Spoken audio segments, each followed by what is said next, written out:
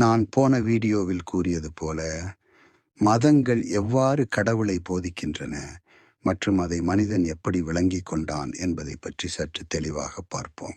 அதற்கு முதலில் நாம் ஒவ்வொரு மதமாக பார்ப்போம். முதலாவது இந்து மதத்தை எடுத்துக்கொண்டால், இந்து மதத்தின் அடிப்படை கோட்பாடே சிவனை அடைவதுதான். மனிதன் பூமியில் பிறந்து உலகத்தில் உள்ள அனைத்து சொத்து சுகங்களையும் அனுபவிக்கின்றனர். ஆனால் அப்படி அவன் இவை அனைத்தையும் வைத்துக்கொண்டு தன்னுடைய ஆன்மாவை பற்றி சிறிதும் சிந்திக்காமல் வாழ்ந்து விடுகிறான். இப்படி வழிகட்டு தெரியும் அவனது ஆன்மாவை எப்படி சிவன் தன் வசப்படுத்துகிறார் என்பதனை போதிக்கின்றதே இந்து மதத்தின் முக்கிய கருத்தாகும். அதனால்தான் இந்த நிகழ்வை சைவ சித்தாந்தங்கள் பதி, பசு, பாசம் என்று வகையறுத்து கூறுகின்றன. அதாவது பதி என்றால் சிவன், பசு என்றால் ஆன்மா, பாசம் என்றால் உலக அறிவு அல்லது உலகின்பம் எனலாம். அதாவது பசு பாசத்தை வைத்து சுய புத்தியால் பதியை, அதாவது சிவனை அடைய முடியாது. பதிதான், அதாவது சிவன்தான் பாசத்தை தடுத்து பசுவை தன்வசப்படுத்துகிறார். இதை சைவ சித்தாந்தம் பின்வருமாறு விளக்குகிறது.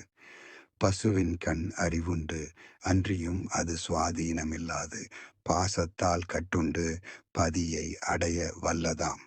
அதாவது பசு அறிவு கொண்டது, ஆனால் அதன் சுயசாதனையால் விடுதலை பெற முடியாது. அது பாசத்தில், அதாவது உலக அறிவில் கட்டுண்டிருக்கும்.